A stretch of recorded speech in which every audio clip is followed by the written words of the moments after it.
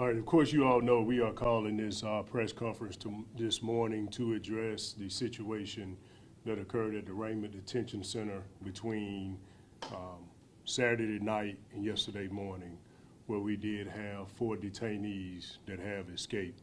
I just want to first start off by apologizing to Hinds County regarding what we would consider a public safety breach. Anytime you have detainees that are able to exit a facility and breach a facility, this should be deemed a public safety breach as well. And it is concerning for not only the residents in the nearby area, but of course, as you all see, throughout the state, and it can bleed into other states as well. We've once again been compromised. We are accountable for this. We are assuring and prioritizing safety and transparency during this investigation as well. Right now, there is both an administrative investigation that is being conducted as well as a criminal investigation. As of right now, these investigations are being conducted by the Hinds County Sheriff's Office. If we deem it necessary, we will be seeking other agencies to assist with this investigation. But as of right now, we are conducting both investigations. We are seeking the assistance of other agencies to include our federal partners regarding getting these individuals back into custody swiftly and in a timely manner as well. I'll start off and give you all a timeline that we believe that is connected to this incident and exactly what we believe transpired. Sunday morning at about 12:30 a.m., the shift supervisor was notified that the head count in B-Pod 3 was not accurate.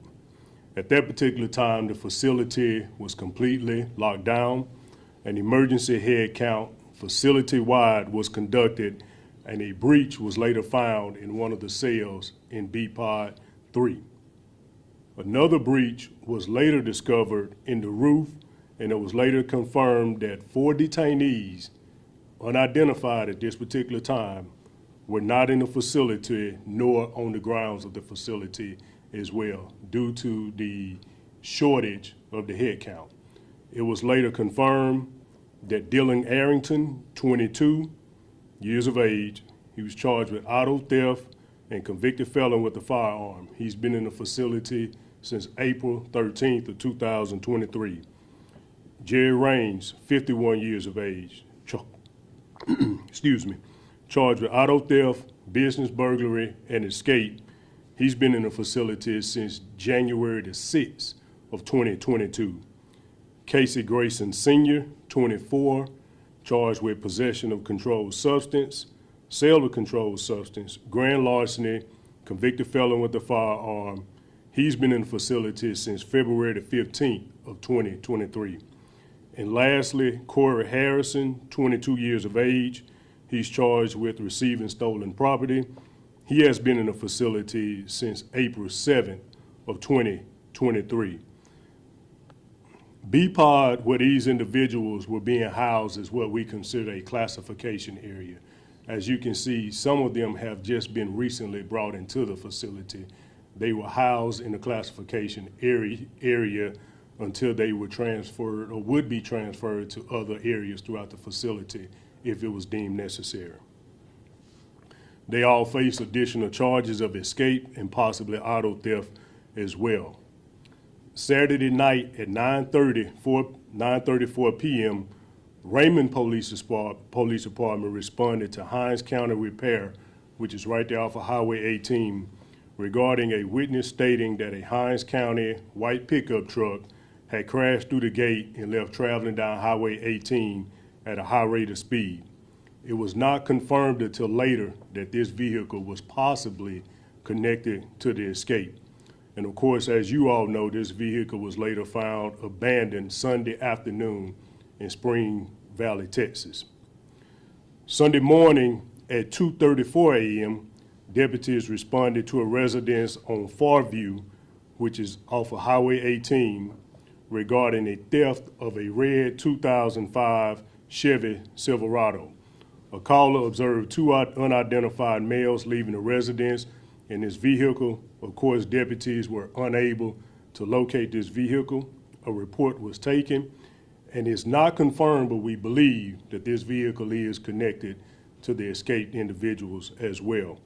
The truck was later seen at about 4:55 yesterday morning by electronic equipment traveling east on I-20 into the Rankin County area. Again, we do believe that it's connected, but it has not been confirmed yet. It was later discovered that the detainees entered the breach in the cell, making their way towards the ceiling and the roof area Saturday night at 8:30 p.m. This is based on some of the surveillance footage that we have been able to review and put the timeline together that we believe that they entered the breach. That's not exiting the facility, that's entering the breach. We don't believe that they all escaped the roof at the same time, but rather different times and making their way towards the Highway 18 area. And this based on the fact that, of course, you know, we stated that at about 9:34 p.m. Saturday night, a caller stated regarding the white pickup truck crashing through the gate. Of course, this is in close proximity to the time that we believe that they started making their way to the roof. The other call wasn't until about 2:30 yesterday morning when we learned that a red Chevy pickup truck had been stolen as well. There was other evidence and manifest that we were able to locate on the roof of the facility to show evidence that they did not all leave at the same time, and we believe that they possibly camped out on the roof and departed at different times, going different ways as well. We don't believe all of them traveled to Texas. We believe at least one of the individuals did travel to Texas. At this time, we do not have any ties or any links with any of the detainees to the Texas area, so of course, we don't know exactly which one of the detainees it is. We do believe that some of these individuals are possibly still in the central Mississippi area, and this is based on some of the information that we've gathered thus far. So it is an ongoing investigation. We are very actively and aggressively looking for these individuals, and we hope to get them back into custody soon as well. Now, some of the things that I have been addressing and some of the concerns of some of the citizens of Hinds County, especially the Raymond area, is an alert system where we can push out alerts regarding activities, compromising situations, or escapes surrounding our detention facilities in Raymond. Of course, you know they are in a rural area and they are somewhat surrounded by trees as well. However, there are people that live in this area and they should be alerted regarding this. So we put together a package probably about 2 months ago, myself along with the Hinds County Emergency Operations Center Director, to be able to get this alert system put in place. It was presented to the Board of Supervisors, I think last month sometime, and we were approved to get this alert system put in place. But we're still under contract with another alert system, and hopefully between the Board of Supervisors and this other company, we'll be able to release that contract and go to this new system where we will be able to alert residents in Raymond and the nearby area regarding activities in the Hinds County Sheriff's Office as well. And it won't just be applied to that particular area, it will be a county-wide alert system. But as you all know, that's more priority for us right now. We are looking at making repairs to the jail. Of course, you know, we stated there was a breach in one of the cells, there was a breach in the roof. These repairs should be deemed necessary and very priority as well. It's no secret, we are still facing challenges regarding our detention center at the Raymond Detention Center. Right now, we have about 580 detainees in the Raymond Detention Center. These are pretrial detainees that are waiting to go to court. They have not been convicted of a crime. And in our work center, which is adjacent to the Raymond Detention Center, we have about 200 detainees in that facility. And in the Henley Young Patton Detention Center, we're responsible for about 39 detainees there. So in all, we're responsible for about 835 detainees at this particular time. But of course, that's no excuse. Again, we have accepted accountability regarding what happened. We just want the people to know the responsibilities that we're faced with some of the challenges that we're still facing as well. And when I say challenges, I'm not just specifically speaking about staffing challenges. Some of the challenges that we're facing regarding the physical plant of the Raymond Detention Center that dates all the way back to the inception of the facility as well. So we are addressing those. I will be addressing the Hinds County Board of Supervisors very soon, probably as in today, publishing some type of literature to them to be able to show exactly what we deem necessary and priority to prevent this from happening again. The dire needs, I understand that we've been discussing the groundbreaking of a new facility, and of course, from my understanding that is still underway, but we need to go back and address the issues that we're facing with the Raymond Detention Center in efforts to make it more secure to prevent this from happening again. That's all I have. Of course, I'm sure you all have questions, so I'd be glad to answer whatever questions you all may have.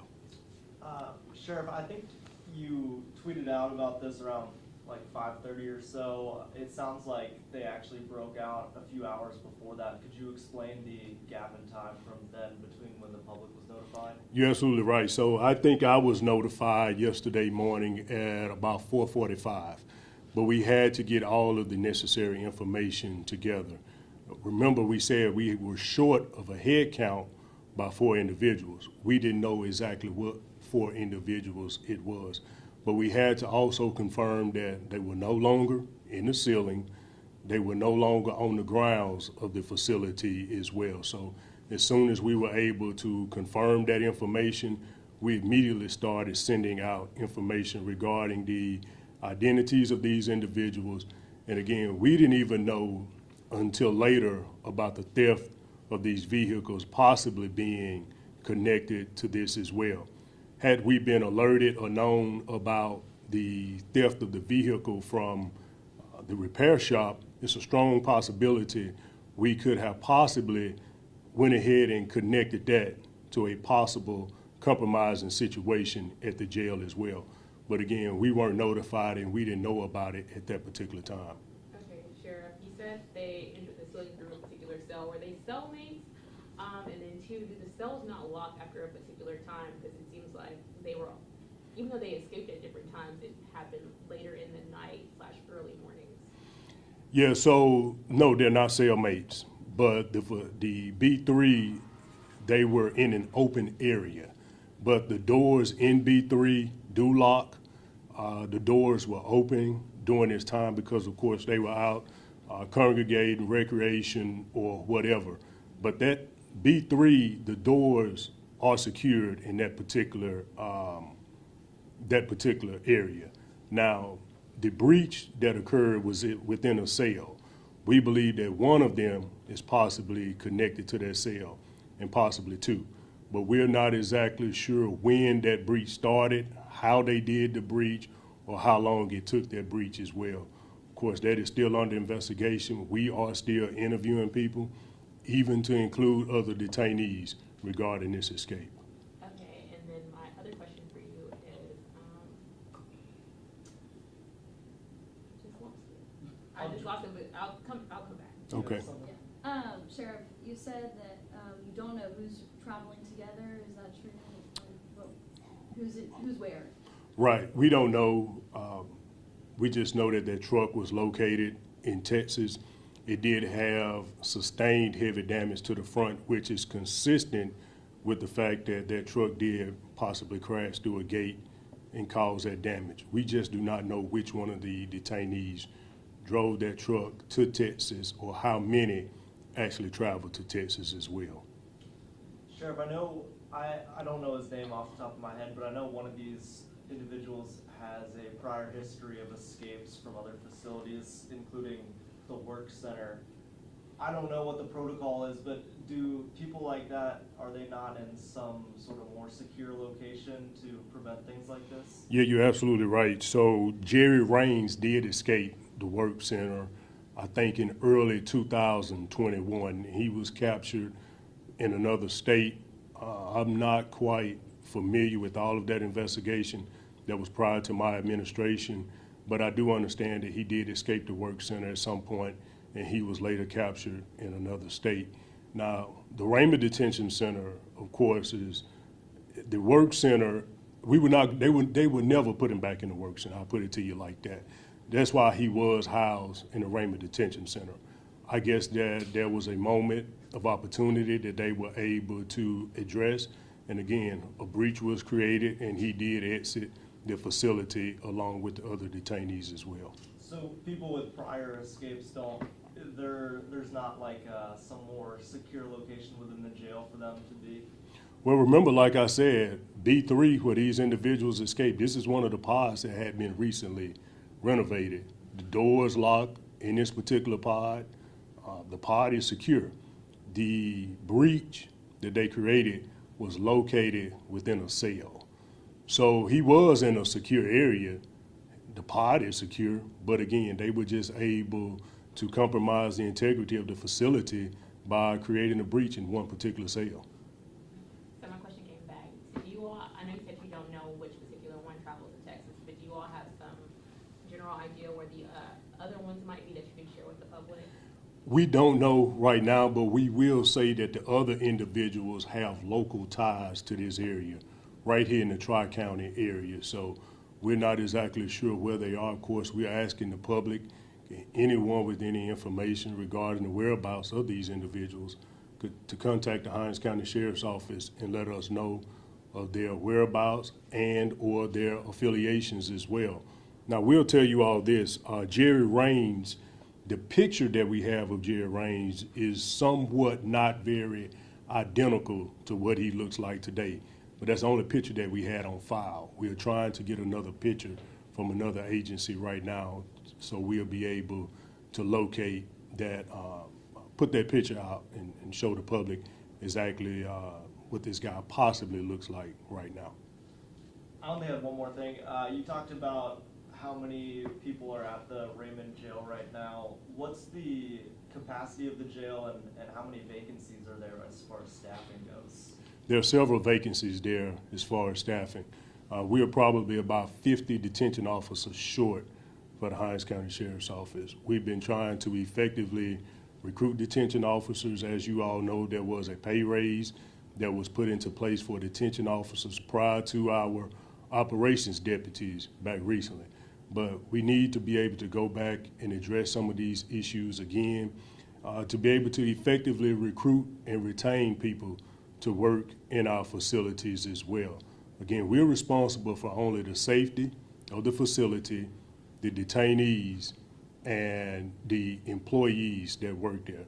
So we will have to get back with the Board of Supervisors and Hinds County Maintenance regarding the physical plant to get the necessary repairs that we need to be made to prevent this from happening again. And I think some of that is probably going to start with the roof of the facility as well. And what's the max number of inmates that can be housed there? Close to 600. We're near capacity in the Raymond Detention Center now. But those numbers change. Sometimes the Mississippi Department of Corrections, they'll come and get their inmates that have recently been found guilty, pled guilty. They may go and they may come and get 30 at a time. But when they get that 30, there's a possibility within a week there's another 30 coming through the door. So it just goes to show that, first of all, police are working, people are being arrested, people are being held accountable, and people are being put in jail for some of the crimes that they commit. We are responsible for housing these individuals in our facility. So that's just kind of how the numbers fluctuate. Okay, lastly, are there not routine cell checks and sweeps that can identify these type of breaches and whatnot? Yes, ma'am, and that's exactly how the head count was determined to be off, was due to the fact that they were doing a head count during the shift, and that's when they noticed that these individuals were not only in their cell, but not even in the pod as well. But now I will tell you this, that's why, again, you have to do an emergency head count for the facility as well, because sometimes detainees are moved, remember they were in classification, are moved to another pod and it just has not shown up in the computer system or something like that as well. So, but that's how we discovered that they were missing. And without going too far into detail about the breach that was made, someone would have had to actually go and look for a breach. And that's exactly what they did. They went and looked for a breach, and they found a breach. There's been a few escapes in the past year. I guess what do you have to say about that, as well as what do you think is like the biggest problem? Well, like we said before, some of it is dealing with the physical plant, and some of it is surrounding some of the staffing issues as well. Without going too far into detail, I will tell you, just like I said, there are some repairs that need to be made, and there are some staffing issues that we must fluidly and aggressively address as well. Is everybody good? We'll keep you all and the public updated with this information. I asked the public and anybody with any information to let us know. And of course, we did discuss this alert system, but for right now, we do not have that. But that's why I depend on our working relationships and partners with the media. I will be tweeting up-to-date information regarding this investigation. And I just ask that you all continue to get that substance from Twitter and push it out to the public so they will be alerted regarding this investigation. And again, it's still a public safety issue until these individuals are put back in our facility.